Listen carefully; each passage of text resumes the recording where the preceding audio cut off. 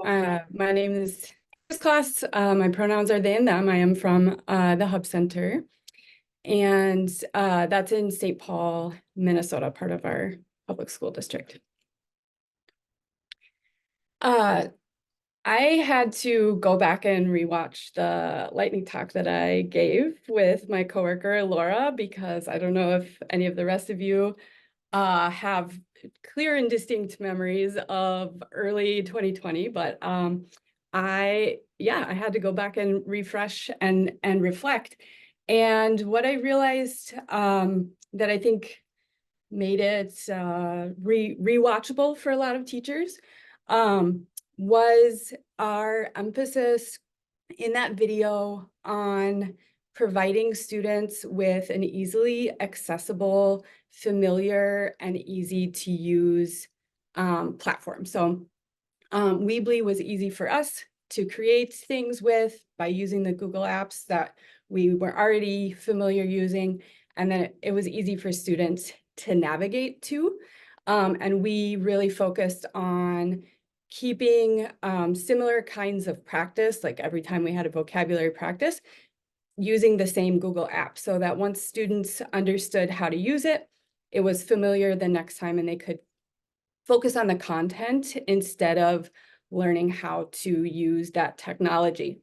Now in 2024, our program has made synchronous online classes a permanent part of our program. We have continued to have really high enrollment in those classes, and for lots of reasons, right? Transportation can be a barrier. It's Minnesota. Sometimes in the winter time, students need to stay home. They're watching their kids, things like that.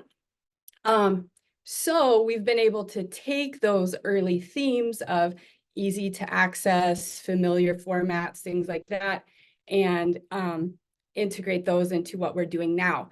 We now have synchronous online classes. So we use Google Meet instead of Zoom, but to continue to give students a familiar landing place, we use Google Classroom, and they provide us with their Gmail so that they can join that.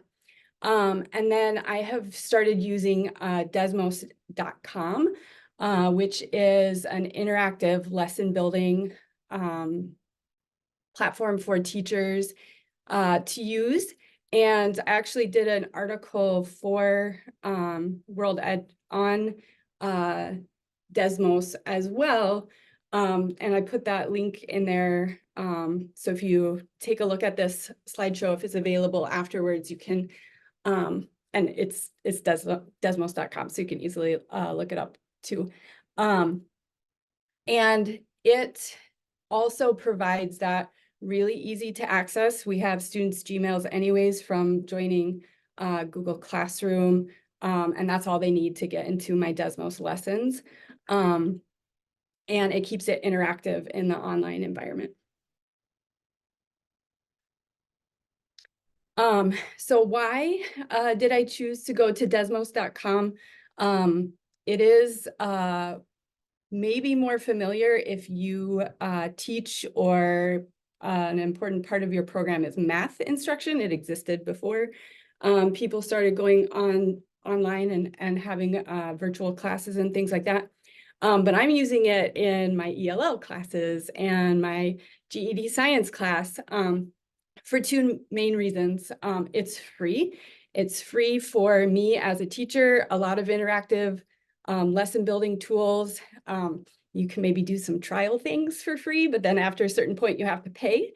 And in adult ed, the free part is really important for a lot of programs. And it's super engaging for my students as well. And it doesn't require an app either. I found that a lot of our students are still using their phones to access class, and so that app space is kind of critical. You know, these are their personal devices. For teachers, when we did the Weebly presentation, can you go back to that previous picture there for a second? Weebly is super easy to just kind of drag and drop the components that you want on your website, and Desmos has that same sort of format for teachers. So it's pretty easy to learn, but it's also limitless. There is the ability to also code the activities if you want to tailor it to what you're doing. And then because students are using their Gmail to sign in, they can sign in without it.